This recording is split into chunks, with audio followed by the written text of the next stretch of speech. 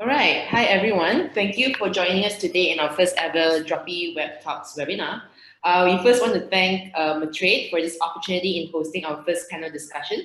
Before we dive into the topic of the day and invite our panelists on board, we first and foremost like to invite Encik Hadi, Director of Transformation and Digital Trade in MATRADE, to say a few words to kick things off. So, Encik Hadi, want to take it away? Okay, thank you so much. Good afternoon. Salam sejahtera and welcome to today's web talk on building resilience, best practices for growing your business during uncertain times. On behalf of MATRADE, I would like to take this opportunity to congratulate Dropee for hosting this webinar, which fits well in the current situation which all of us are facing now. Also, congratulations to all the participants for taking a time out and being here in this great session. The COVID-19 pandemic has had a severe impact on business activities, but it has also significantly accelerated the shift towards digital and online engagement.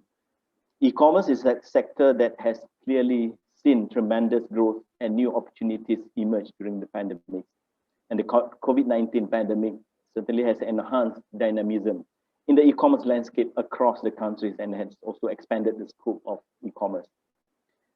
As you all know, with SMEs making up to 98.5% of businesses in Malaysia, the nation is encouraging its SMEs to stay ahead in the technological race by taking on digital transformation initiatives.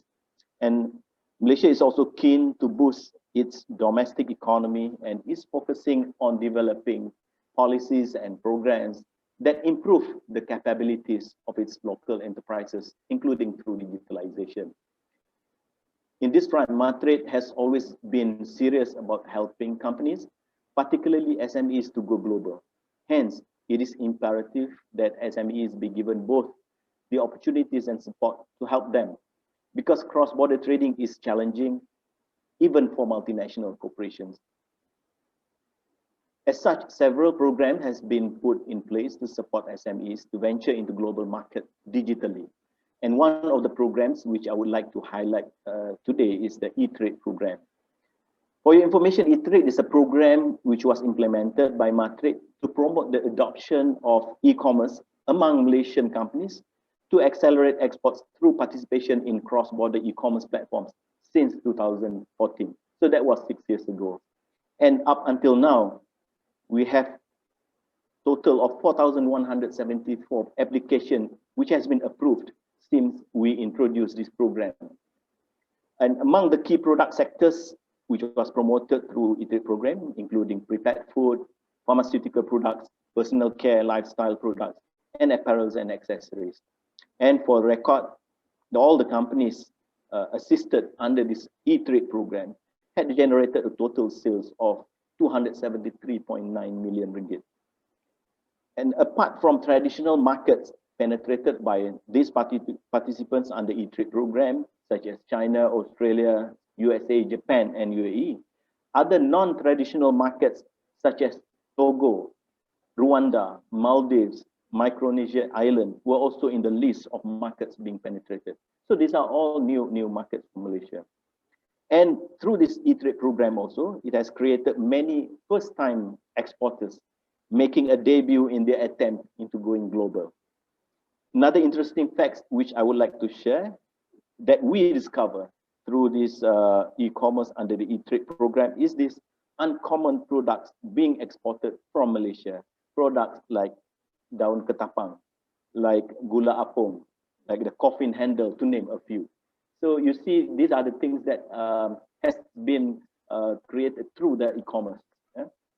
And due to the success of this E-Trade program under the 11th Malaysia program, which ended this year, it will be ended by December 31st this year, then the government had approved the budget for the program to be continued under the 12th Malaysia plan, which will start next year, 2021 until 2025, sorry. And this E-Trade program will be known as a E-Trade 2.0. For your information, this is the first time I'm announcing about this one, since we have the budget being approved recently. So under this E-Trade 2.0, it is designed to accelerate exports via sustained participation of Malaysian SMEs on cross-border e-commerce platform. As such, among the activities that will be supported under this eTrade 2.0 will include course on digital marketing, e-commerce training, online export promotions, to name a few. And we will make official announcement on this matter soon. Yeah. So rest assured, this is something that the government really wanted to see to be successful, and we will work closely all our SMEs, yeah, to make sure that all of you can export through this cross-border e-commerce. And ladies and gentlemen, before I end my speech, let me once again extend my appreciation to Ms. Lennise Ng, COO of Dropee, and all the panelists today for the support in participating in this occasion. And MATRADE looks forward to work closely with Dropee in their journey for the cross-border e-commerce. All the best to all of you, and have a productive webinar. Thank you very much. All right, thank you, Encik Hadi. We're very excited on the programs coming up in Malaysia in 2021 to encourage digital adoption among our local businesses and boost trade. All right, now let's get into the really juicy conversations here. So we all know that digitization is probably the buzzword in 2020. With the third wave in Malaysia resulting in CMCO and travel restrictions, companies have no choice but to act and not react. Everyone in the B2B industry knows they need to pivot, re-strategize, refocus, so they can sustain going to 2021. But how? So this is exactly how this webinar, why this webinar came about. So basically, this webinar explains the title we are discussing today. Means how you can build resilience and forge ahead for your business, as well as your clients and users, by uncovering key opportunities during these uncertain times. So we have here today 3 panelists from various backgrounds in the B2B industry who will be sharing their insights and hopefully shed some light on some crucial questions that you may have. So first up, we have our lovely Lennise Ng, co-founder and CEO of Dropee. Dropee is a B2B e-commerce platform that enables brands and wholesalers to build better relationships with their customers, both online and offline. So Lennise is passionate about entrepreneurship, obviously, and innovation, and has previously worked in various local and international organizations across VCs, accelerators, and multinational tech companies prior to starting Dropee. She is also the third generation of a family business that manufactures and distributes rubber products. Combining the two worlds, Lennise started Dropee to address the issues of growing and scaling wholesale businesses in the e-commerce era. So up to date, Dropee has helped thousands of brands and wholesale businesses to leverage e-commerce to their growth advantage. So Lennise, say hi. You have anything to add to that?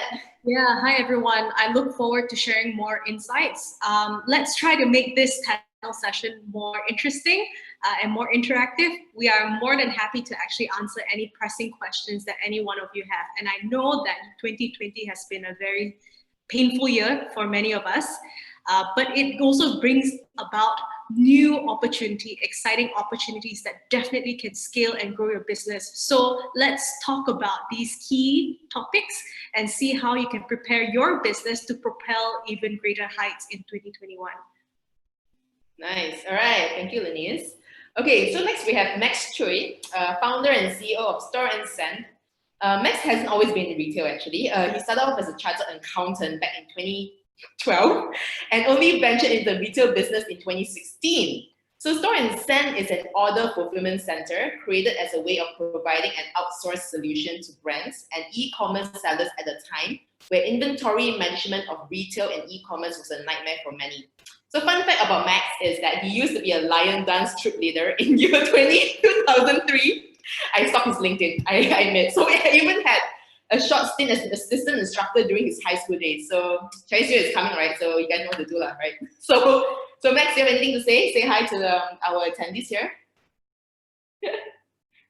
Hi everyone. Good day. Thank you, Lennise. Thank you, Annabelle. Well, that was a shock. I didn't know the fact about me lion dancing would come to the surface. But yeah, so next year is a very challenging year because with all the social distancing, I'm not sure how we're going to do lion dancing. But yes, so stay tuned and have fun for this.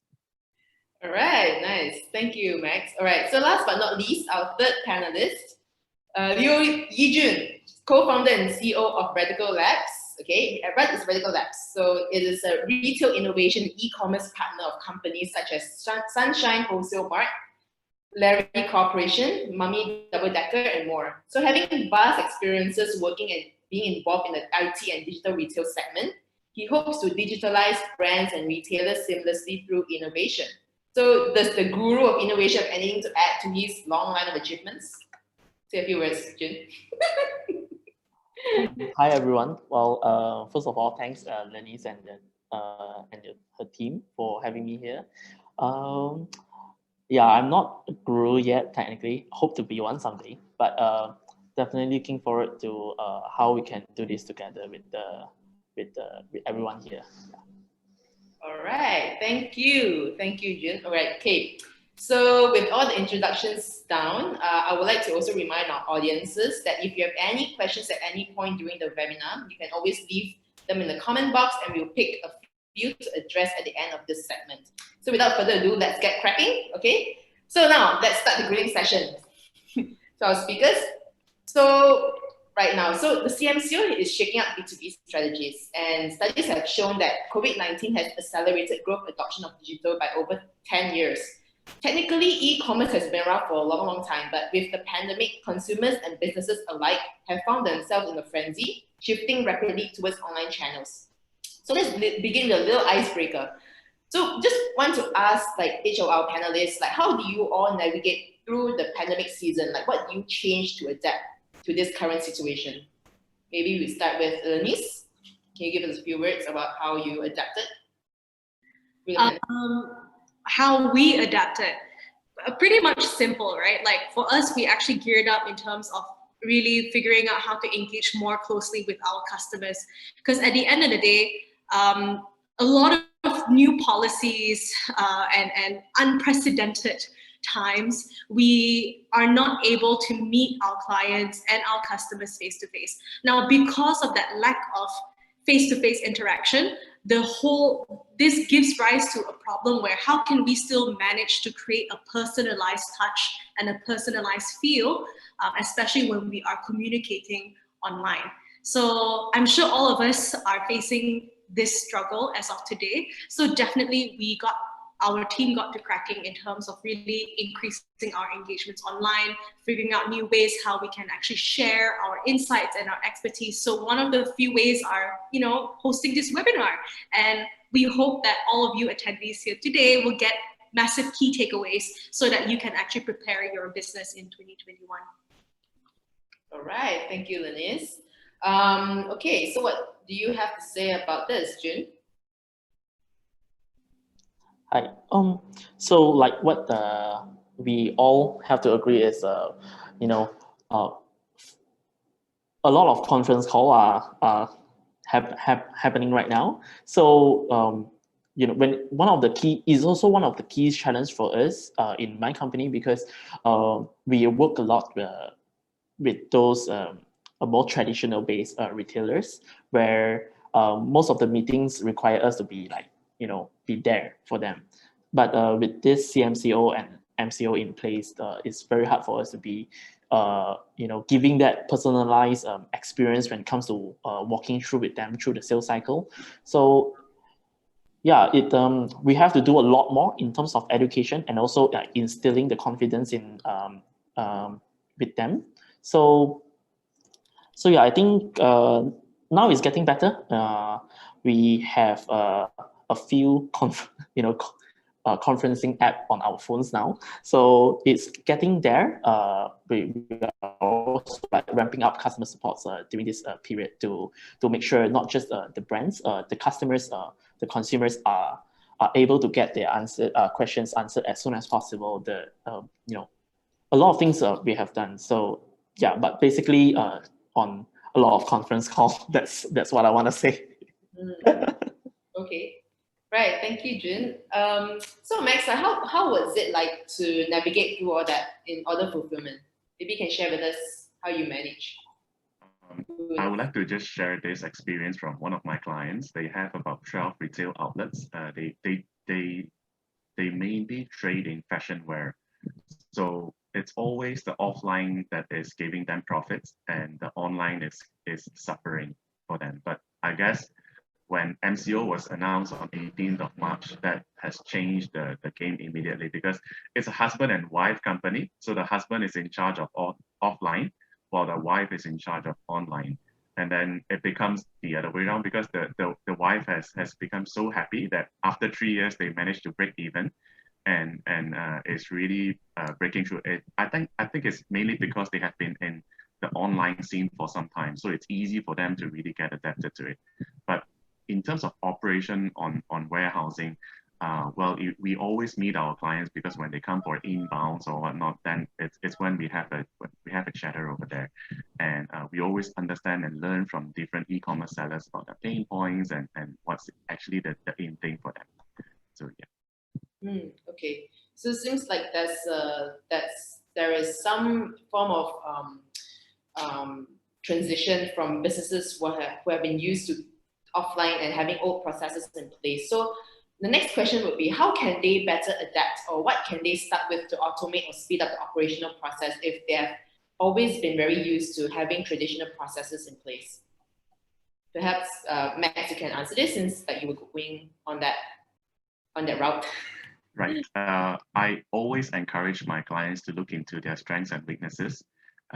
Like if you already have a team that is good in product sourcing, but you do not like to handle all this kind of operational stuff, supply chain management, then it's of course better to outsource. But if they are already very heavy asset based, they already have a warehouse, they already have a range of fleet, I would strongly encourage them to continue doing that, but probably adopt some digitization in that, probably with a good WMS or a fleet management system to help them track and trace their orders better.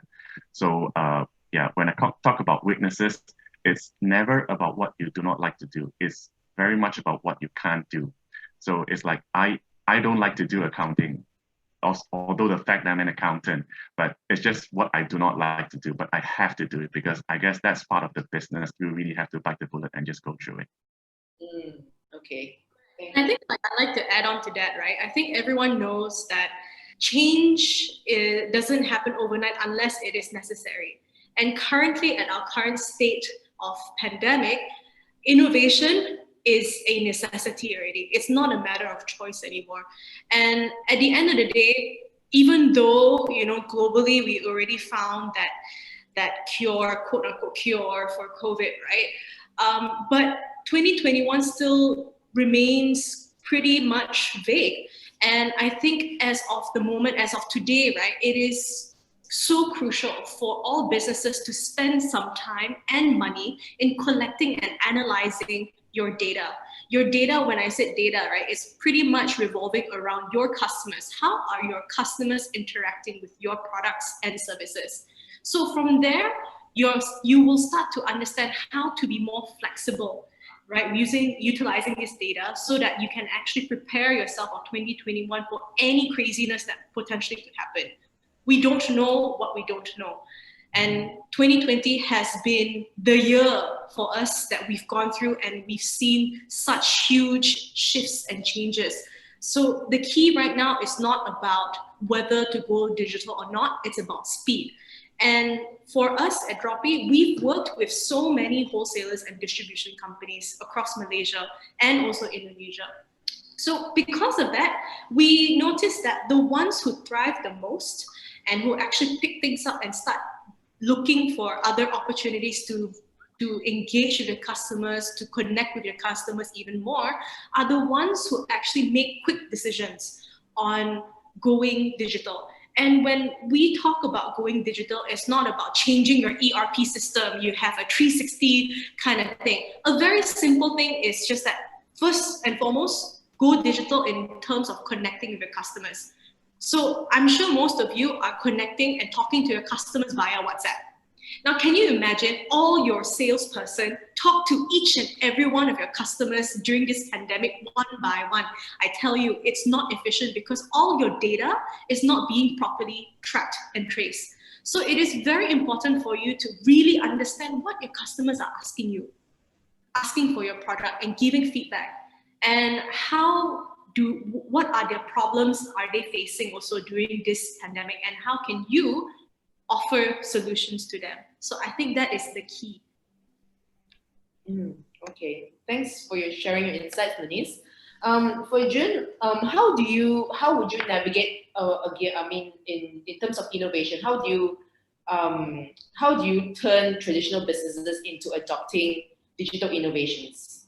Well, I think for my end, in our experience in the past 6 months, I would say is pretty much revolving around education. A lot of education being done to our clients, whether it's an existing client or new clients.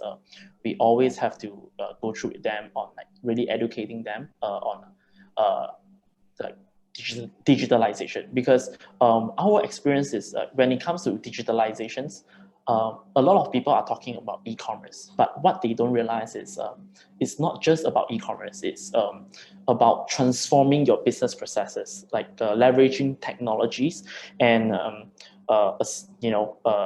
new assistance to like really spur and change how you usually do your processes, business processes, operations. So a lot of education came in on from that angle, and then after that is identifying key partners, because nowadays we don't have a lot of time to spend trying to craft a really tailored solution towards one company. So what we do at the Radical Labs is we work together with a lot of partners. So for example, Dropee is one of our partners when it comes to B2B sales. So leveraging on all these people that have been working very hard in their respective industry to make it leverage on their expertise instead of trying to do it yourself, because we have seen a lot of companies, they have spent a lot of money trying to do it themselves, and then in the end they got burned, and then they shut the door and say, no, I've tried that, done that, it doesn't work. So I think it is time for all these people to revisit all these topics again, because like what I agree very strongly on what Lennise said. Right now you just got to do it, because it is heading this is the current trend. Like before MCO, this is our previous findings. Before MCO, we have averaged all of our. So averagely, one businesses, they have about less than 10% of their sales coming online. But when the MCO kicks in, right now we are seeing 20% or even more. So the tides are definitely shifting. It is your choice to brace the change and act on it. So yeah. Okay. So most of our audiences today serve businesses of many types, right? So we have a wide range of people listening in, from F&B to pharmaceutical to machineries. And as we all know, the industry is very much used to face-to-face communication. So what would be your advice towards these businesses enabling their users to have who have been used to transacting offline, and how do you convert them into being online? Because as you can say, like it's of course I think everyone's very aware that digital is where it is right now, but I think it's still a very daunting thing to even think about going online, like moving all your offline processes to being online. So how would you enable these users to start transacting online? So I wouldn't necessarily say you need to move all your businesses online, right? 100%. I think the key is, how do you bridge offline to online? And all the works that we've done here at Dropee is about trying to create that user experience, because at the end of the day, you are serving your customers. We are serving our clients, the brands and the wholesalers that serves their customers. And all your customers are retailers, right? They are wholesale buyers. They've been transacting and stocking up their stores, and getting used to having sales team and sales agents, right, going door to door and servicing them. But I think at the end of the day, that's why I said necessity. Innovation is a necessity at this moment, because during this lockdown period, no one's able to travel. No one can travel interstate. It's really, really hard for people to actually meet up face to face. So because of that, business still goes on, life still goes on. So the key is that how can they actually transform parts of their business and adapt to those situations. And all the companies that we've seen that are thriving today, right, are the ones who make very fast and very quick decisions. So I remember and I recall there's this one huge company that we're working with, this MNCs, right? And typically when they are adopting new solutions, particularly any change in the form of SOP, they need to get approvals from their HQ, and their HQ is all the way in Europe. But sales are dropping, you know, especially during this pandemic when they can't service their clients, their retailers face to face, right? They need to figure out how can they reach out to them and stock up those products in their stores. So when they came across Dropee, we met up with them. Immediately, that decision to adopt our solution and move their wholesaling orders online, right, was in a span of less than 2 weeks. And we launched our platform and our solutions for them in less than a week. So I think that speed is key here, and I cannot express that even more. That's extremely crucial. So for those of you listening here today, if you have not gone online yet, or you're still considering going online, it is not too late, right? There's still opportunities over here, but I think I can speak on behalf of all the panelists here. We highly encourage you to look into what are the key areas, the important areas. So when I say important, is anything that affects your sales, like your revenue, right? Okay, your important areas, and to digitize that first, to bring it online first, with the main goal of engaging with your customers better. Yeah. Okay. Thank you, Lennise, for the insights. For Max, like in the order fulfillment realm, right? Do you see an increase in brands and e-commerce sellers looking to outsource their order fulfillment solutions to you guys, or like do they use your services to also reach out to their users as well? Right. So I guess yes. In fact, this morning I just had a call with a brand that has global existence. We have been in chat since 2 years back. So back then they seem to be the group that believes that brand loyalty is only offline. Your walk-in clients are the best, and you have to serve them face to face. And because I would say their product is very much about human touch. A little bit related to the massage industry, right? But now you can actually see that they're in indeed need that they say, how do I go online? What's the fastest way to actually go online? I want to have my own website. I want to be selling on marketplaces. So it's like in this kind of desperate situation. So if you recall the conversation that we had 2 years back, like we kept highlighting to them that, oh, you know, if this was done back then, it would be so much better. But there's no point rubbing salt on it. I totally agree with what Lennise is saying, like it's the speed of your execution. I had a client that just came to me in May. He was an interior designer. So you have no clue why an interior designer would actually need order fulfillment services, because he said times are so bad, he really has to find new streams of revenue. So he starts trading, and right now he is one of my biggest clients in the fulfillment center. Okay, thank you, Max, for sharing your thoughts on that. So I just want to play a little devil's advocate here and ask you guys to talk about the failures from digital adoption today. What are some of the failures that you know your clients or yourself have gone through with digital adoption? Something that people can learn from. Yeah, Jun, I think we spoke about that offline, right? The past couple of days ago when I met you. I think you can take this question now. Yeah. Wait, sorry, which one are you talking about? Failure. Well, I think it is managing your team is one of the toughest part during this this whole period of time, because it's when it comes to execution speed, right? It's not just about getting your clients to act fast, but you also have to like really get your team to go all out to support all these people to like go digital. So yeah, I think that is one thing that I am still trying to manage it and improve on it. So I can tell it. This just happened today. We lost one of our key accounts because they decided, okay, they wanted to try to do it themselves. We have done a lot for them. Then together with them since the whole MCO began. But today we lost that account because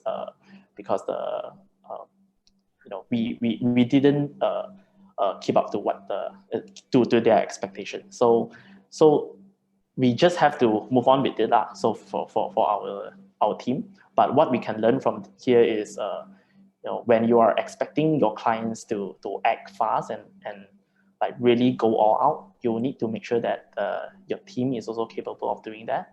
So yeah, this is my very recent failures that I'm talking about right now. Yeah. Then. I mean, just a quick one that I wanted to share, right? At least on Dropee, we see that businesses who failed to adopt digital solutions are the ones who actually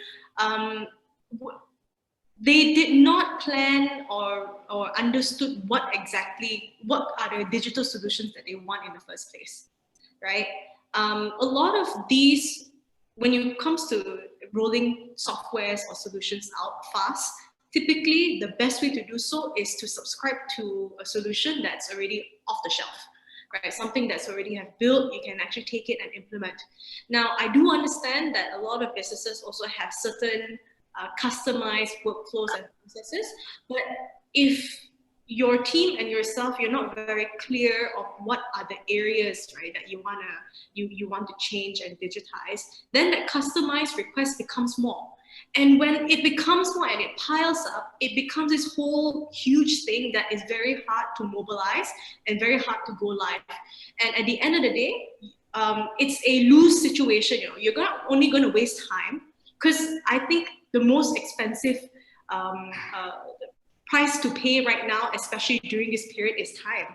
So you're not only going to waste time, you're also going to waste more money, because you are potentially investing in a solutions, right, that seems to digitize your whole business, but suddenly your team or your customers only use 10% of that.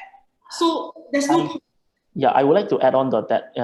It also it happened to us a few months back then. So a big, huge company came to us and say, hey, we wanted to work on the digitalization, exercise for the whole company. And then, but the thing is, there are a lot of softwares out there, a lot of solutions out there.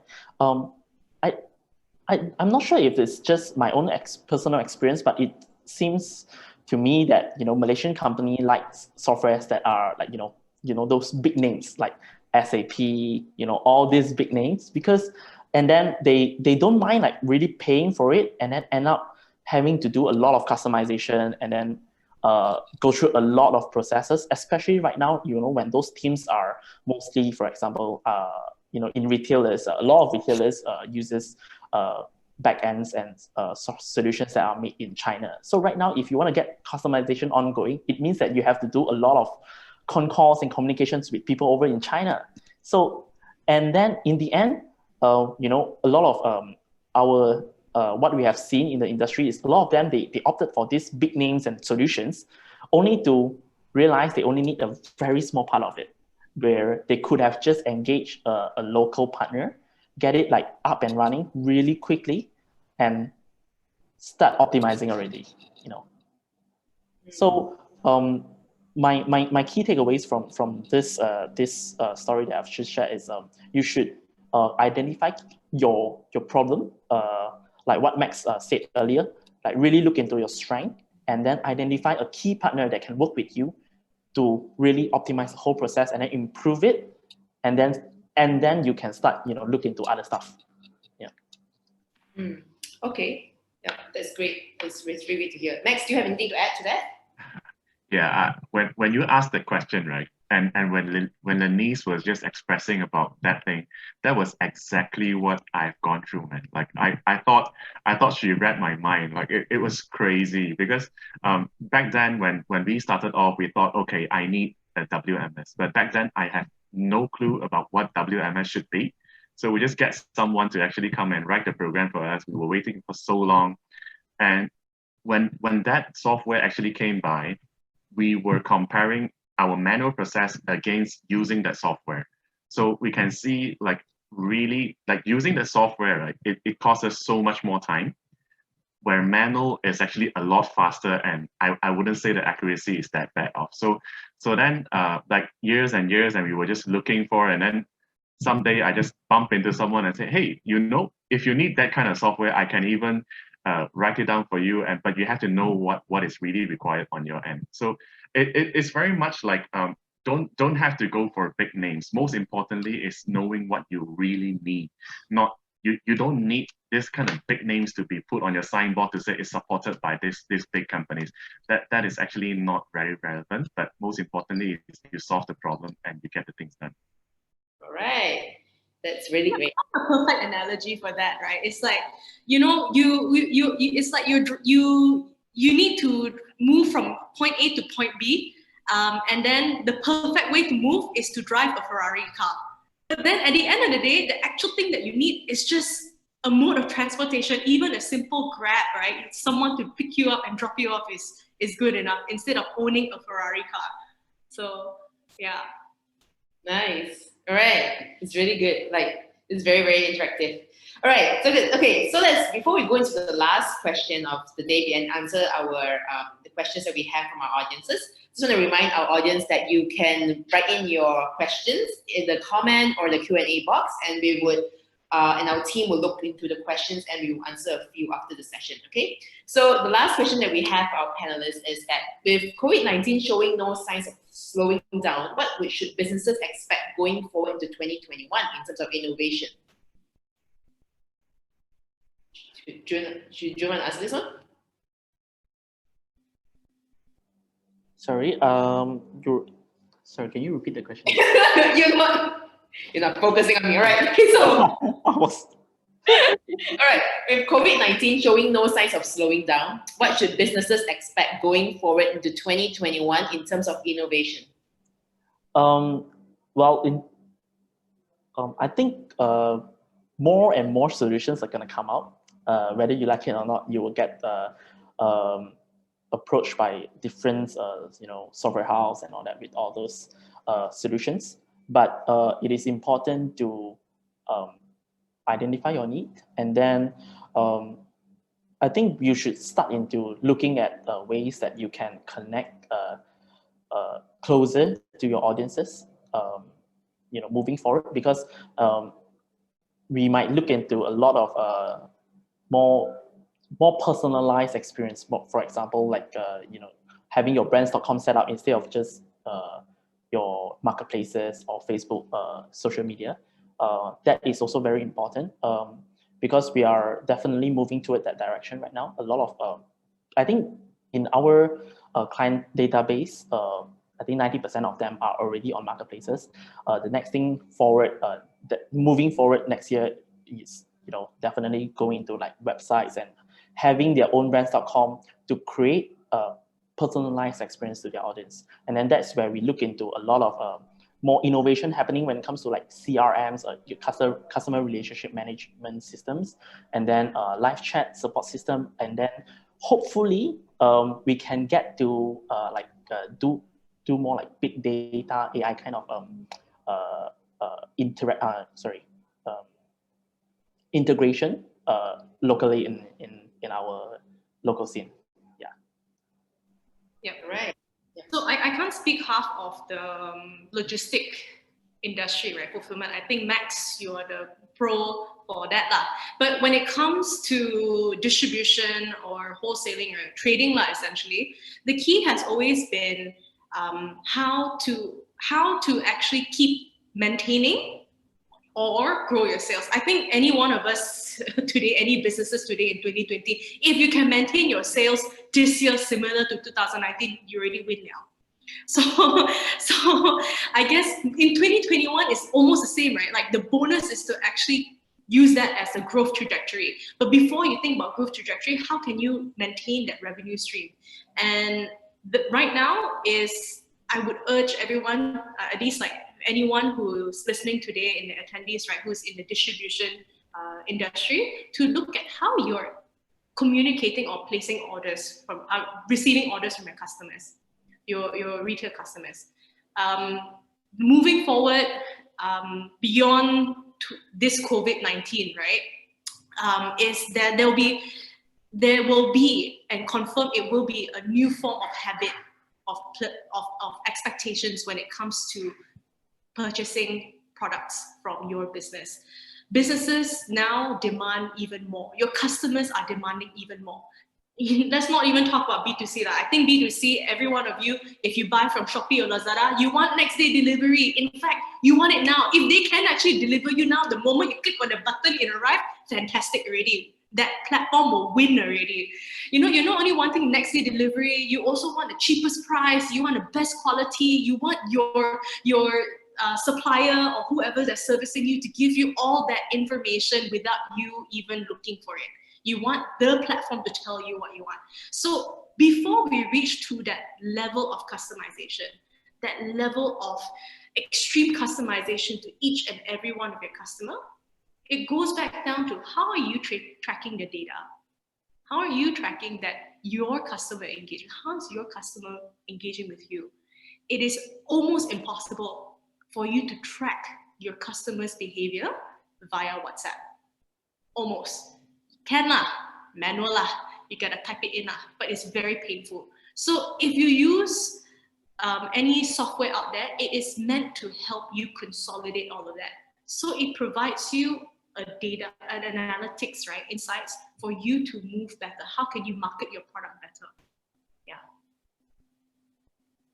Okay. I just have to add to that a little bit. It's like when Lennise is talking about capturing data and all this, if you really have to do it manually, whether it's pen or paper and also with Excel, very likely you're going to hire someone to do it. So just compare that cost against the software, where the software can do it more accurately and you won't have short of a few digits of phone number that you couldn't even contact them.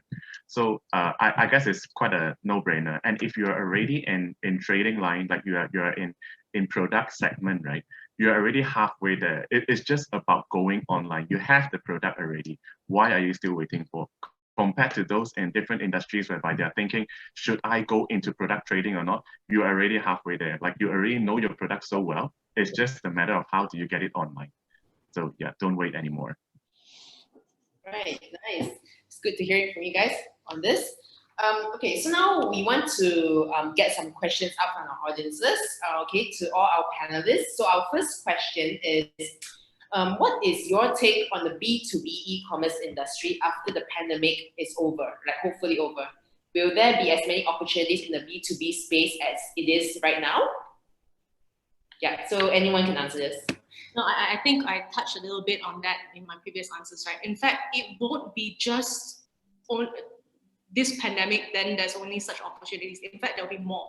Right now, you will start seeing a huge shift, and a lot of your customers, your wholesale customers, right, your B2B customers, they're not only looking for domestically, you already can go globally, right? So the key is that how can you do so? How can you find the right partners to do so? What are the platforms that you can do? So when it comes to e-commerce, I always believe in the power of three. Now, Alibaba has been preaching the power of the e-commerce triangle. And the three pillars is, one, finding the right platform to list your products on. What is the right platform? Is it your own platform, your own brands.com? Is it on marketplaces? What is it, right? Number two, finance. So how can you ensure that from payments gateways, what are the payment gateways that you should use, to all the way to credit financings, etc. What are the stuff that you need to consider to enable in your customer's e-commerce journey? And last but not least, and this one also very important, fulfillment. If you manage to get orders and sell overseas, right, or in countries that you've never sold before, just like what Encik Hadi at the start of this webinar session, right, he mentioned that Malaysian businesses can now sell not only to popular countries like Japan, China, UAE, and whatnot. You can sell to Maldives. You can sell to countries that you have never considered before. So when you get the order, how are you going to fulfill the orders and ship it over there in the fastest way and possible? So finding the right partners is pretty much the key in terms of your e-commerce. And if any one of you have any questions on that, all three of us are more than happy to give free consultations or talk to you about it. Okay, all right. So in reference in time, I'm going to go on to the second question, which is from, so it's also a question for everyone. Products do not move on their own, even if listed on online stores. What is the solution to move products or gain sales, as that is the key for online success? I would like to do this. Yeah. So we manage e-commerce stores for a few brands in both brands.com and marketplaces. I think if you are the product manufacturer or owner, you have to relook into how can you, because when you are saying that your product cannot move offline, online means it is selling good on offline, I would assume. So first thing you have to ask is, how can you engage all these people that have been buying offline to buy from you online? So that is number one. And then number two is, are you working closely with the platform owner? For example, if you're on marketplaces, are you working with Shopee, Lazada, or Dropee, to get your product out? Or because you can't expect when it comes to online, right? The distractions are way a lot more compared to offline, because offline, if people walk into your shop, they only see your product. But when it comes to online marketplaces, you are filled with all these different distractions. So how can you get your product out? You have to work closely with the marketplaces, or if you are working on brands.com, then you might have to consider doing some digital marketing to sort that out. And I think that's my key takeaways from running all this managed e-commerce for 2 years. Yeah. Okay, thank you, Jun. How about Max? Max, you're in the order fulfillment industry, so maybe you can share a few insights on this. I guess people get very addicted to freebies and also discounts. I believe all the women in my house, they are so crazy already. Even up to my mother, my mother-in-law, every one of them is always looking at that. And every time they will buy something from me, and I'll be like, oh, but I did not ask you to buy that. Oh, because if I add this product, I will get a free shipping. So I said, okay, so that's how I actually get it. So it's always about the gimmicking factor. Do you actually have something to draw people's attention to you and make them to stay loyal to you and every time follow your store and whatnot? So yes, I totally agree. We have clients whereby they put their stuffs online and it's not moving. So probably could consult Jun to understand a bit more, to do a proper analysis, what's lacking, and also whether the platforms that you're running on, do they really allow you to run ads to boost the strategy? Then you can talk to Lennise as well on that. Yeah. Okay.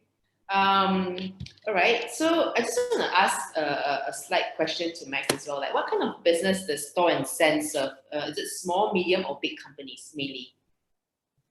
We serve mainly small and medium. Even if there is a word that is smaller than small, that's our target segment, to be very honest. Our purpose here is actually just to help people to of course, at the first stage, it was to get rid of the pain of managing inventory online, offline, and whatnot. Then after that, we discovered about a very common scene in the e-commerce line, which is what we call the e-commerce fraud. So that's why we have ways to protect them from happening, and that's why we always share with people about what that is actually.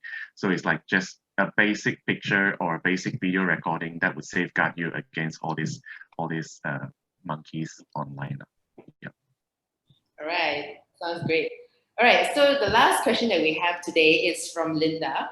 Her question is, I'm in training and consultancy.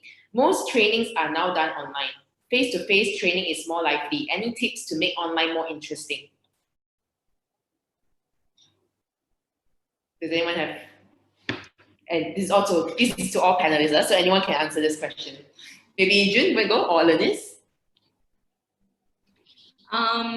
This is hard. Someone who has been talking and having so many like speaking sessions this year online, I think knowing the fact that now everybody is turning on their webcam and speaking like this. So your key is that to make it more engaging, interesting is what can you do differently and better than the rest. So it's simple things, right? Like investing in better webcam, investing in those spotlights. You know how influencers have those lights that shines across on your face and whatnot, professional mics and what, dress appropriately. So all of those visually, the moment when your clients who see you on this webcam or online, right, the first thing that they do, they will be pretty much impressed by what they see, and high chances they would listen to you even more. So that's the very first step. I think at the end of the day, it's also all about content. So content is key as well. When, of course, we try not to bore people. So know your audience and know what you're saying. So if you'd like to know more, perhaps you can have a chat with Annabelle. Anna has been doing this webinar session and she's leading this. So she has plentiful ideas for you to tap her minds with. I would like to add on, if you're in training and consultancy business, right, you should also try to explore if you can work with your partners. For example, if you're working, if you're a training and consultancy business for, let's say, SAP, for example, maybe you should approach them and see if they can work with you on like giving some special perks to your audiences. Yeah, things like that can actually attract people to come and sit through, and also, maybe if you do that, you can like really make your content more interesting. Yeah. Okay. All right. I hope that answers your question, Linda.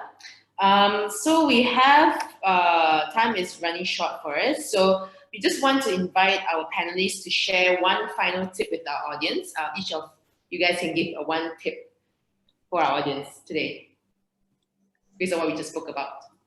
So maybe Max, want to go first? Okay. Well, I guess something that I really learned about this pandemic is really to discipline myself a lot more. So since I would classify this as one of the fun facts as well. Since March, I've lost 12 kg. So with just a change of diet, because when pandemic actually happened, right? First, of course, is to stay healthy, and to get my business going, I have to be even healthier. So I guess the tip is always to discipline and not just in dieting, but also to keep your goals in mind and just don't give up. All right, Lennise, you have any wisdom to share with our audience? There's a very common thing that I always say and wrap up in every one of my speaking session, right, is to do 3 things and 3 things well. And it doesn't matter if it's during this COVID period or in a normal economical sense, is to learn, unlearn, and relearn. So at every point of your business evolution, whether it's a growth or there's a shrink in your business, it's always very important for you to keep learning on how to actually survive and even improve yourself on a day-to-day basis. Now, the unlearning part is when you are faced with unprecedented changes. So for example, in 2020, it's COVID, right? None of us have gone through this era before, unless any one of you who has been around during the Spanish flu lah. Please raise your hand and let me know. Take my word back. But if you haven't been through the Spanish flu and whatnot, right? High chances this is an unprecedented thing.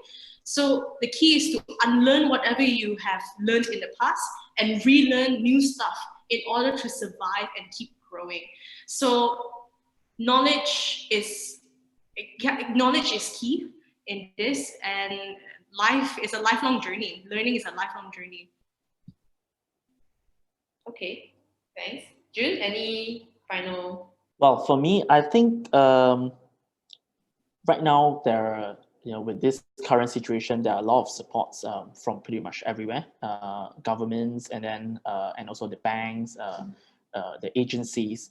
For those of you that wanted to like go on this digitalization process and then have no idea, no clue what to do and all that, just approach the right people. If you want to talk about, if you want to try and go into B2C, you can talk to me, for example. And then if, let's say, fulfillment, speak to Max, and then B2B, digitalization, talk to the Dropee team. What I want to say is, with all these supports available around, right, you should leverage on these people, get things rolling as soon as possible, because we are not sure what will come next year, whether how long this will last and all that. So I think it's important for you to like do it right now, while everyone is like really into like giving this kind of supports. So yeah. Okay, thanks, Jun. Okay, so now we have about 2 to 3 minutes left. So we have just one bonus question specifically for Jun. Okay, so how did you keep your team's morale up, especially after losing an account? I think this was based on what you just mentioned earlier. I'm laughing because I know this. I know who. I know the person behind this question. So anyway, there's nothing much we can do, right? So what we did was we had a review with the whole team. First thing is you have to be transparent with the team that, look, we have just lost this account.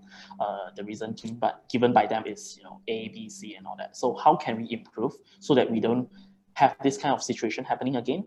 And then the second thing is that we have just done is to look at the how we can get them back if possible. We will definitely try to communicate with them and see how can we do it better. Can we get like a second chance for it?